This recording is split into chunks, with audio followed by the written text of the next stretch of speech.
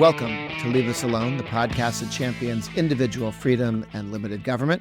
I'm Grover Norquist, and today we're going to be talking about politics, recent elections, taxes, tariffs, collective bargaining, and other good stuff. If you're new here, this show is about one simple idea. Government should stay out of our lives. Our coalition, a Leave Us Alone coalition, includes taxpayers, gun owners, homeschoolers, small businessmen, everybody who wants the government to simply leave them alone. Today, we're joined by Rowan, Mike, and James, and we're going to be talking about a number of things, but the guys, I'm going to toss this out on the table. We had some elections. What happened? Oh, there are two new members of the House, both out of Florida. There were two nominees from the Florida congressional delegation for the Trump administration. One, Michael Waltz, was confirmed as National Security Advisor.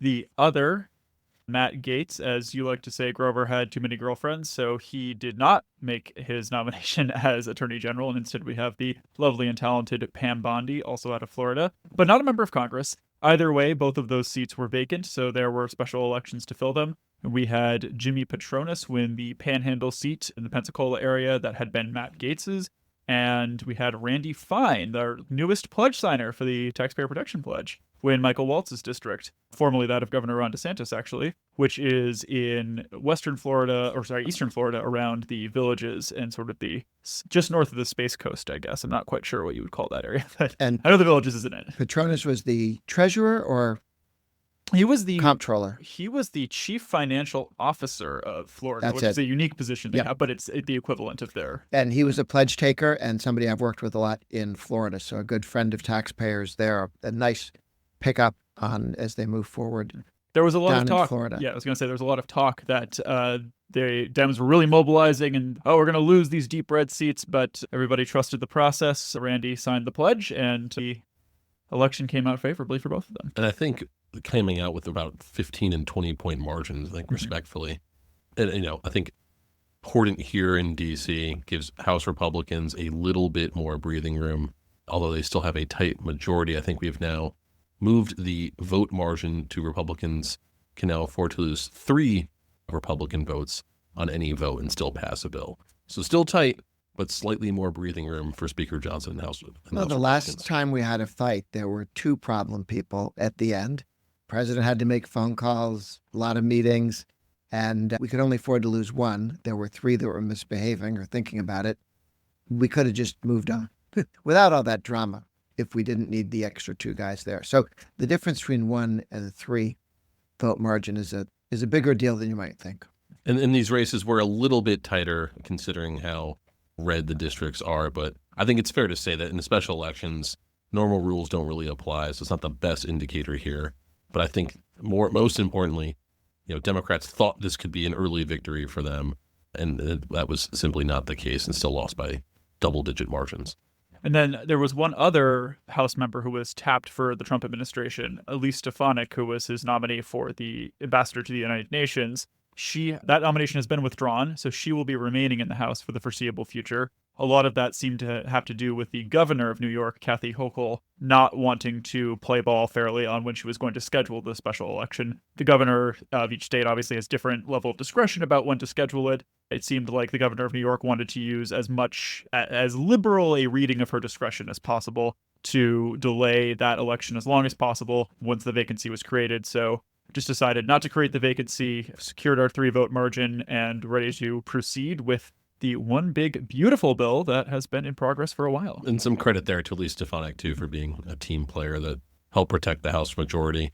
She had already stepped down from her House leadership position in anticipation of her confirmation, but I believe they're restoring her to the leadership team, although in a new capacity, I believe. And as you go from the issue of politics, to what happens on taxes and tariffs, I'm looking here at some polling data, not just the elections, but do Democrats think highly or poorly of the Democratic Congress, of the Democrat caucus in Congress?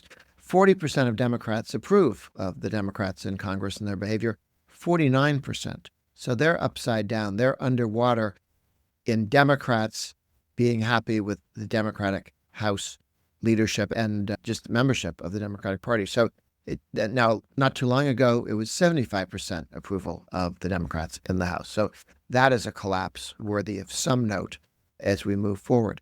Trump tax cuts moving forward. We're gaining some momentum here. It is Thursday in the week here, and we're expecting as early as tonight, the Senate can bring up its budget resolution, paving the way for the Senate's step towards making the Trump tax cuts permanent. Crucially here, what the Senate has done has included the use of a current policy baseline, which we've talked about the importance of here, and that essentially reflects the reality that what we're doing here is preventing a tax increase from happening and not require any offsets, any new tax increases for the continuation of current policy of the Trump tax cuts. Grover, can you tell us a little bit more about the importance there? Well, you're quite correct. We're not actually cutting taxes here. We are simply continuing the tax cuts that Trump and the Republicans passed in 2017. Now, about 10% of that has eroded. It begins to, they take it down. The faster depreciation slowed a couple of years ago. So about 90% of the Trump tax cuts are still there, and they will be made permanent from present policy. And you don't have to pay for it because it's already there. You're just projecting it out in the future. About 10%, maybe $400 billion over a decade, is going to have to be quote unquote paid for with offsetting permanent spending restraint like entitlement reform or tax increases. And some people were arguing we should have to pay for $5 trillion every decade into the future, 100%. Those were the people who really didn't want the tax cuts to exist ever. Not then, not now. And the good guys won. And we are now going to be the one thing this will give us is certainty for decades into the future. It's a vote for infinitely into the future. The lower rates that we had in 2018, 2019, 2020, that will give us faster depreciation. That will give us more R&D tax credits. It gives us lower rates for every American citizen, for small businesses, for big businesses. The big difference is the certainty, not worrying about it. And that's why people can start investing now, the stock market bopping around, partially because they didn't know what we were going to do with taxes. There was every reason to believe the Republicans could never have gotten this through the House. And we only had a 1-vote margin, and we only got it with no votes to spare on that. And on the Senate side, you could have imagined things going wrong too. They're not going wrong. The president, the House, and the Senate are on the same page. It's amazing. I haven't seen that much cooperation in past years. And a couple other points here just on current policy baseline specifically, because I think folks are going to hear this more because this is what the left and the media, but I repeat myself, are going to grab onto. I think extremely important to point out that, one, Democrats used to like current policy baseline when President Obama was in office, and the Obama administration specifically argued for the use of current policy baseline when he was in office, when we were extending the Bush tax cuts, and so thought that was the appropriate way to view this. So Democrats in the past have supported this. I think for anyone, it's important to keep in mind that what we want to do here is we want to cut taxes and cut spending in this bill. And the biggest step to cutting future spending is to prevent any future cliff in which the tax cuts would expire. If we had a split government right now, Democrats had either the House or the Senate, they would be demanding more Green New Deal spending like they did in the Inflation Reduction Act, and they'd be supporting a blowout of subsidies and handouts and a huge child tax credit, all things that are going to be massive spending that would be hung over Republicans' heads in exchange for continuing tax cuts. So we avoid that future disastrous scenario by making the tax cuts permanent. Current policy baseline gets us permanency. Yes. And so we are avoiding trillions and trillions of spending that would happen if we didn't get this done this way now. And now, Grover, we do have a bad tax idea that was reported that needs to be slapped down, that hopefully has been slapped down sufficiently. And that was on Friday of last week. We had Axios report that anonymous staffers in the White House, it's always anonymous, were reportedly considering allowing the top individual tax brackets to expire to go back towards the Obama higher level for individual taxes, which would be a massive tax increase on small businesses, putting in place a higher top rate on 26 million small businesses. And the ones that aren't paying that rate, of course, hope to grow and one day pay the top rate. 26 million small businesses. And it was some unnamed Trump staffer White House staffer or one or two who claimed that this would be a smart move for the Republicans and that it was being considered. They're claiming not just that it was their idea, but that it was like the White House's idea and we could expect it any moment. And of course, the first person to seize on this outside of the White House was former Trump advisor who has been fired by Trump, Steve Bannon, who also in 2017 wanted Trump to raise taxes on the top bracket in small businesses. Which does make it sound a little bit like what the House and the Senate people think it was, which is an effort by staff to jam the president. And to say, how could staff jam the president? Well, Dick Darman did that to George Herbert Walker Bush, convinced him to support a tax increase, smartest man in the world, he thought, and said, you should do this tax increase, it'll be very popular. He pushed Bush out into traffic and the traffic ran right over him. And so instead of being remembered as the guy who won the Cold War, which he did, managed to collapse the Soviet Union, he's remembered as the guy who lied his way into office and raised taxes. Not what you once said at your funeral. James, was there, correct me if I'm wrong, was there a sighting of Steve Bannon with someone notable yesterday? Oh, that's right. Yes. He was welcoming the beloved Lena Khan onto his podcast. This is the now former chair of the FTC that had been appointed by President Biden. This is a woman who had never served in any capacity, either private practice dealing with antitrust law or any real government role, who basically got in by virtue of writing a law review article when she was a law student about why tech companies who are the most successful in America that have been driving most of our economic growth in the last few years, really tech and energy have been the two sectors where we've been succeeding, should be broken up for being too big. Now, has there been any demonstrable harm to consumers because of this? No, it's just vibes. They're too big. I don't like it. And Lena Khan, controversially, I believe, was just campaigning with several Democratic candidates, probably illegally. Yes, that is also true during the election cycle. But the fact that Steve Bannon is cozying up to people like her, calling for tax increases then as he is now, just confirms that he's really more a creature of the left who's trying to socialize these ideas. And I think shows any hint, too, of where, anonymous leaks in the White House are probably coming from. It should be known that's, where this effort is coming from. I think is important for folks to know. But the good news on this is we did have the full House leadership team slap this down Monday morning with Punchbowl reporting that Speaker Johnson said, "I'm never for raising income taxes, period." Whip Emmer, Tom Emmer of Minnesota, apparently whipped his head back and said, "Ha ha ha ha, no, never." And Steve Scalise, the leader of the House, said, no, when asked about this. Mike, surely you can get a better laugh than that. Belly laugh. And then we had the editorial boards of the Wall Street Journal and the National Review come out against the idea of raising taxes on the top bracket. So if this was a trial balloon from White House staff, I think it has been sufficiently shot down. And we were part of that effort as well, reminding folks of just exactly what President Trump has been saying and what his position is and what he campaigned on. So we have a clip of that, if we can play. The next phase of our plan to deliver the greatest economy in history is for this Congress to pass tax cuts for everybody. They're in there. They're waiting for you to vote. Cuts. We're seeking permanent income tax cuts all across the board. Instead of a Biden tax hike, I'll give you a Trump middle class, upper class, lower class, business class, big tax cut. You're going to have the biggest tax cut. I will make the Trump tax cuts permanent. They expire in a year. And we will cut your taxes even more than that. I will make the Trump tax cuts permanent. They expire in a year. And we will cut your taxes even more than that. Here you have the president saying again and again that he wants to take all taxes down. And there were people on his staff who the taxpayers have money stolen from them, pay the salaries of these jerks, who then say, you know what I'm going to do? I'm going to turn the president and make him into a liar. I'm going to stab him in the back and convince people that he didn't mean it, that he was lying when he ran and said we're going to reduce taxes across the board for everybody. There's something rotten in Denmark there. This is not good. I hope the president pays attention to this little effort of a coup. Yeah, and I think that's why it's so important that we did have quick action to slap this idea down and shoot down the trial balloon. Obviously, anonymous staffers should not be going to left-wing media like Axios to completely undermine what the president's campaign promise was. So I think hopefully it's been shot down.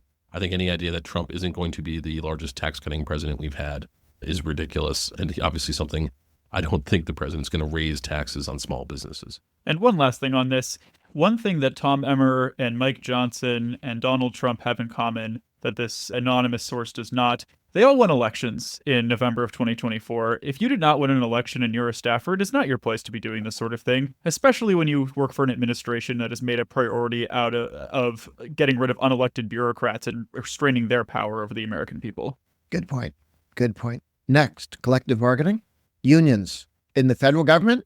How'd that happen? Well, we had a big victory last week in terms of collective bargaining. How big? It's massive. A massive victory. Well, President Trump wrote this executive order ending collective bargaining at federal agencies that deal with national security issues. ATR has long advocated for this policy. We have a memo that we had shopped around giving the legal basis for how the president can do this, which is based in the Civil Service Reform Act of 1978, which says that the president may issue an executive order excluding any agency or subdivision thereof from the collective bargaining rights and rules. The president, not Congress, not the bureaucracy, not the Supreme Court, the president, full stop. He or she gets to decide yes or no. And President Trump spoke. Yeah, the president has the right to determine whether the agency has a national security primary purpose and whether those national security concerns make it so that unionization is not feasible, right? It doesn't work, and it makes the country less safe. President Trump wrote this executive order excluding many agencies, adds up, according to media reports, to about 75% of the current federal unionized workforce. Their union bosses will no longer be able to negotiate against the taxpayer because of this executive order. We're talking about at the Department of Defense, Veterans Affairs Administration, the EPA, at Treasury, at Energy. Some agencies are completely written out of collective bargaining. Some just have certain subdivisions cut out. But it's a huge victory in reducing the union boss's powers over the government.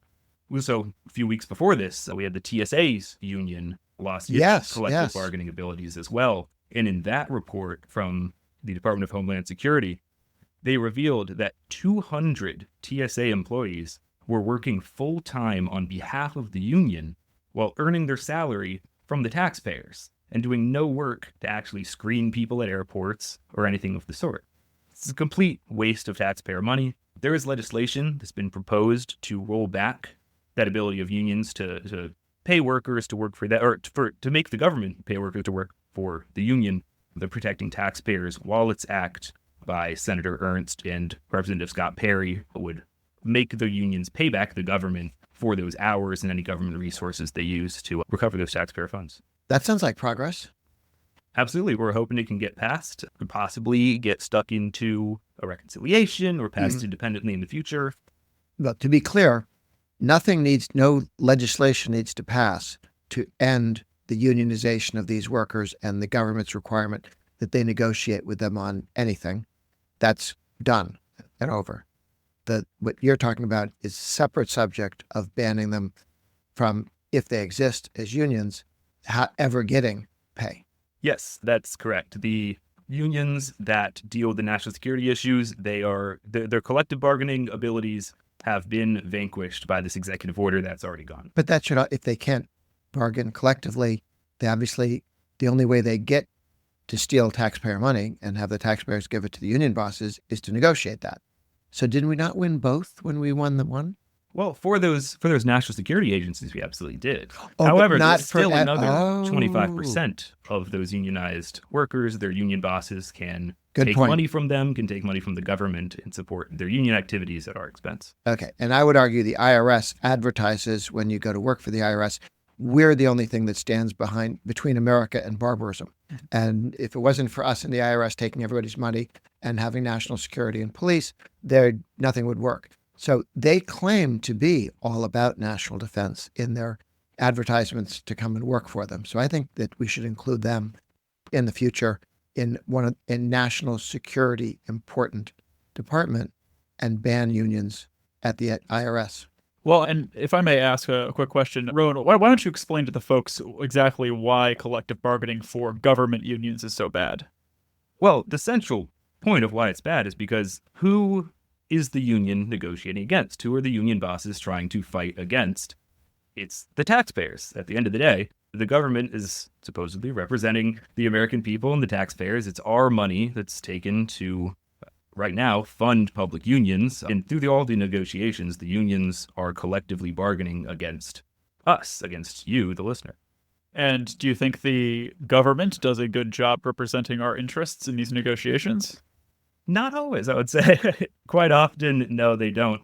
And especially when the government, right as of right now, is funding both sides of the negotiation, both the government agents negotiating with their employees and the union bosses that claim to represent those employees. And you've also got this problem of you effectively have government workers paid with taxpayer dollars now lobbying the government with taxpayer dollars.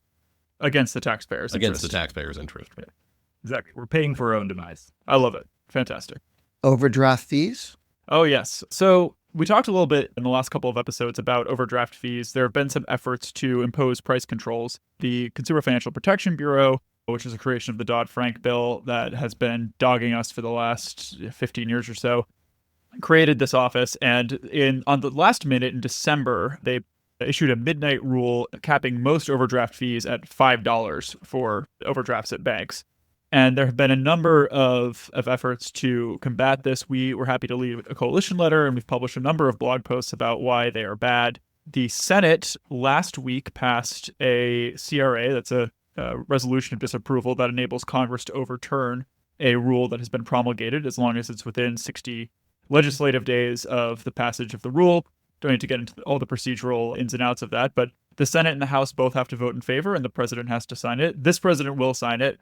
As I said, the Senate passed it last week. The House was supposed to pass it this week. Unfortunately, all House business ground to a halt over a completely unrelated issue. Some Republicans defected and voted with all Democrats to defeat the rule. Again, we don't need to get into all of the procedural ins and outs, but each week the House has to pass a rule to enable them to consider all the bills they want to vote on that week.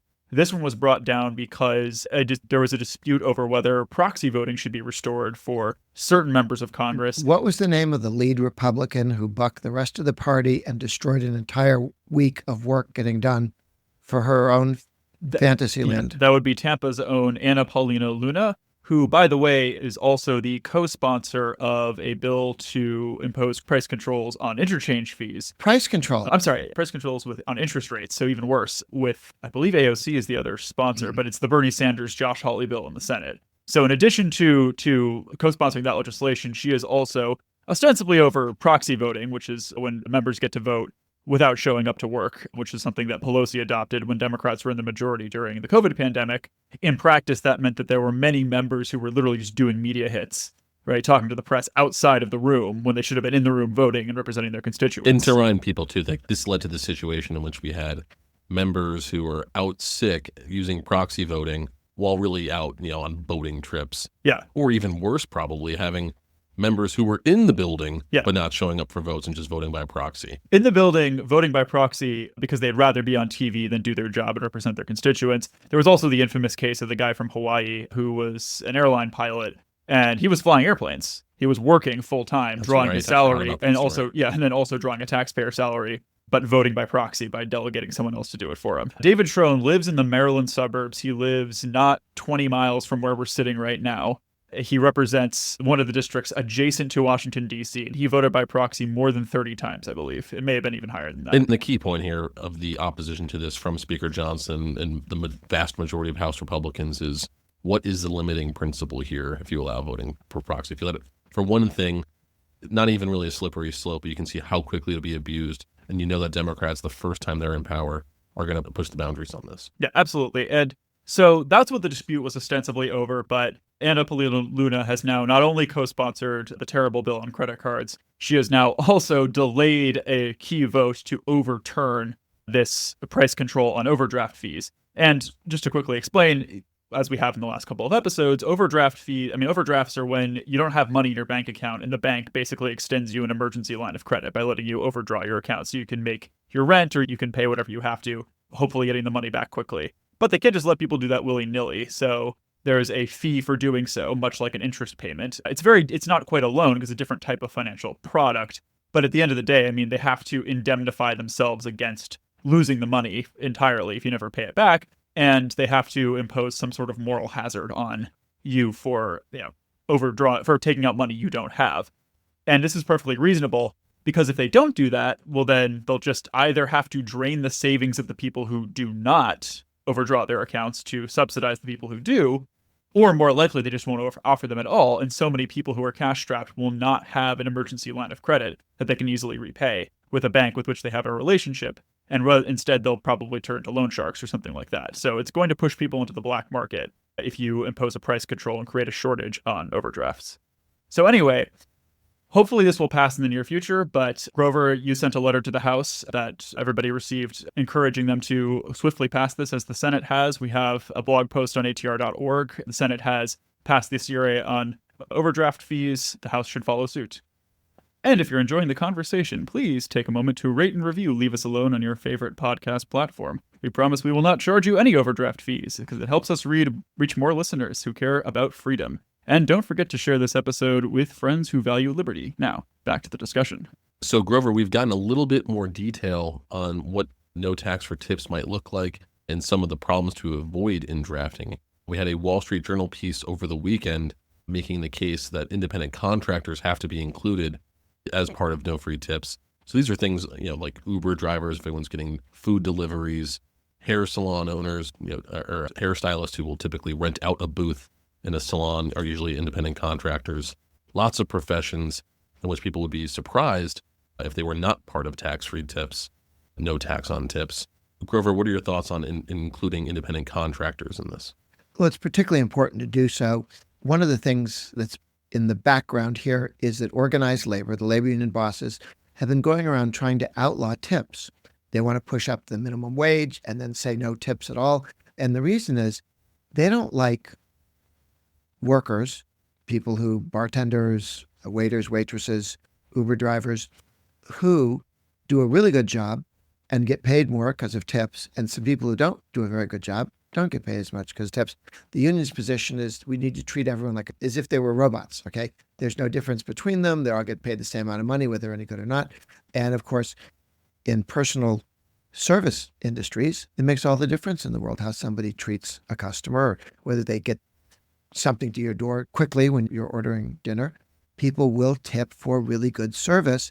The union doesn't want that to happen. They want to say everybody gets X amount of dollars, whether you're any good or not. And that is what they're trying to protect by banning tips. And if we're going to make tips tax-free, it'll become increasingly difficult for the unions to say we ought to ban that with any success. They've been working in cities, city by city, trying to get the idea of tips banned. It's none of their business, but they think it'll help them force people into being members of the union. And so this will protect workers against the union effort to take away their ability to have tips. And that's what I love most about Trump's tax-free tips plan is we already saw the political impact of it, of how it cuts directly through union bosses and speaks to workers directly. Yeah. We saw this when he introduced it. The culinary union, huge union in Nevada, they came out and they opposed tax-free tips once Trump came out with it. Weeks go by and they were forced to reverse their position because their membership loved it so much and knew how important it would be to them that they forced their union bosses to break ranks from Democrats and to support Trump's idea on this. So it's proven that it speaks directly to workers. What we can't do now is avoid a situation in which we would punish independent contractors and create a massive incentive for them to be forced to be recategorized as employees, essentially no longer being their own boss in order to qualify for no tax on tips. And we look at efforts that Democrats have pushed to force everybody into a union, like AB 5 in California. If you have this incentive hanging out there where you have this incentive for workers to be forced to be employees, makes it much more politically difficult to fight back against. I think it's critical we include them in tax-free tips. There are one or two Republicans in the Senate and Congress who say, I know how we reach middle-income, blue-collar workers. We talk to their union bosses, and then they'll tell them to like us, okay? And we'll give stuff to the union bosses, and then the workers will appreciate it. They haven't been paying attention, but over the last 50 years, people have been leaving labor unions not wanting to pay dues, not wanting somebody to tell them how to run their lives. And the number of people in labor unions is down from 53% of the workforce in the 1950s to under 10% now. And in the private sector, about 7%.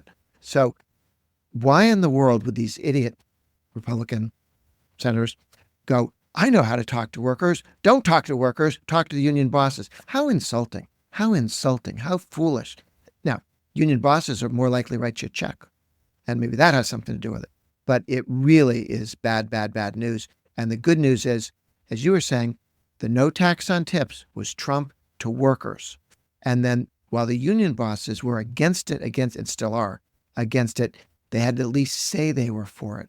And I think this is Trump's most popular, most memorable political campaign promise that he made. Yeah. I think when we're setting this into policy, we really should avoid doing anything to water it down or would fall short of what the expectation is around this. And I think people would be shocked to find out that their Uber driver or food delivery person, which is probably one of the areas they're tipping the most, don't qualify for tax-free tips. I think it's critical that we include this as part of the tax bill. Yeah, and Ted Cruz has legislation to get this done, and he's looking to put that into the legislation. Yeah, I think it's a question more of how to fix this now rather than the political will to do it. I think one of the ideas that's been floated out there, a slight complication in this, is that existing independent contractors' tax forms like 1099s, they'd have to change the forms themselves to account for tipped income. So I think just thinking through things like that of how to technically go about it. But I think the will politically there to include these people will push through. Yes. First of all, I need to issue a correction from the beginning of the show. We said Randy Fine was the chief financial officer of Florida, but we got it mixed up. Jimmy Patronis was the one who won Gates' seat. Randy Fine was a state senator. So I apologize. I think we just mixed that up whenever we're talking about fine gentlemen. Yeah, both Patronis gentlemen. So one last thing I wanted to mention as well. So the CRA on overdraft fees was introduced by Senator Tim Scott in the Senate. We also recently discussed in this podcast his other recent introduction, which is of the Firm Act. Yes. This is to address concerns over debanking. We talked a little bit in the last couple of weeks about Operation Choke Point and Operation Choke Point 2.0, where regulators have used this nebulous category called reputational risk, which, as Grover recently said, they claim that they care about the reputation of the bank more than the bank does, absurdly. But they're using that as a regulatory category to get the banks to stop doing business with firearms manufacturers, ammunition manufacturers, crypto dealers, and potentially with disfavored political groups of various kinds. So some states are pursuing these debanking laws where they're trying to grant their citizens like basically a constitutional right to a bank account. While well-intentioned, this will have a bad unintended consequence, which is that it will basically ruin banks' ability to specialize in different types of business, and it will also infringe on freedom of association for banks. The better thing to do is to pursue the Firm Act, which Senator Scott has introduced. This will take reputational risk away from the regulators as a tool. And in the meantime, President Trump is making appointments and issuing executive orders that will put an end to all of this. So the current regulators are not going to steer the banks in this direction, holding a gun to their head, threatening them with fines, and unless they exit the accounts of people they don't like. That they're currently not going to do that. Senator Tim Scott is working to get this bill passed so that that tool is taken out of their toolkit permanently.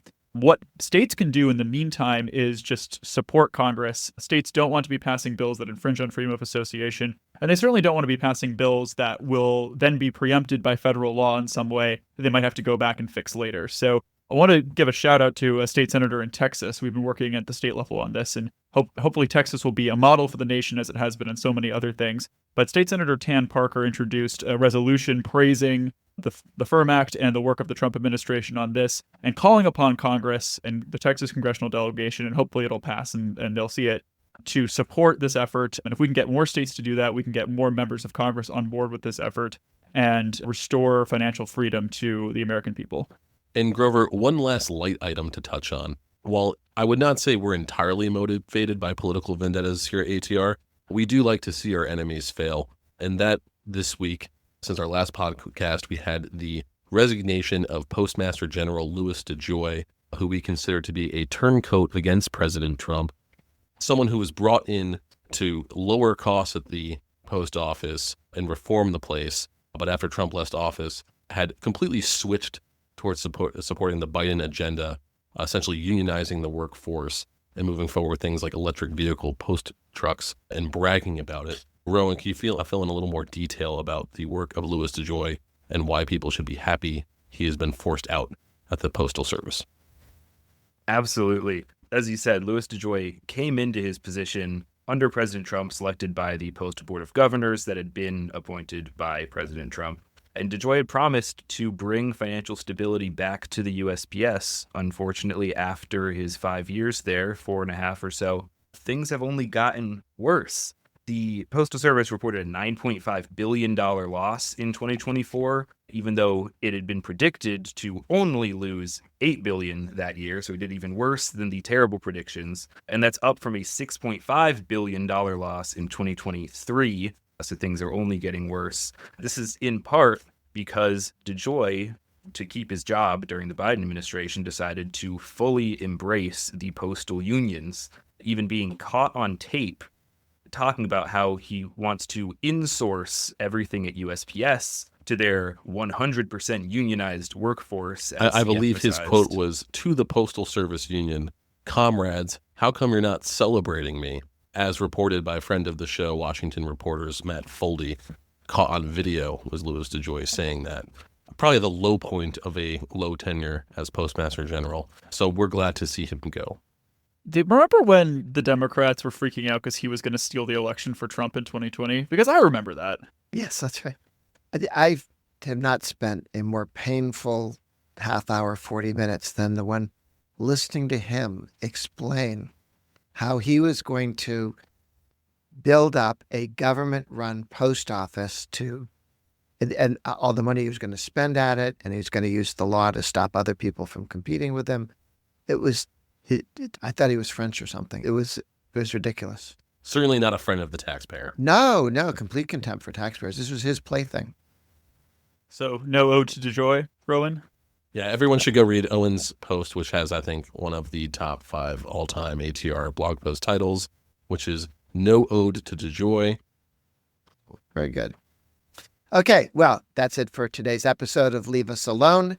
Thanks for tuning in. If you found this discussion valuable, please rate, review, and share the podcast. It helps us reach more freedom-loving listeners. We'll be back next time with more insights on protecting your liberty. Until then, I'm Grover Norquist, reminding you to cherish your freedom and keep pushing for a government that leaves us alone.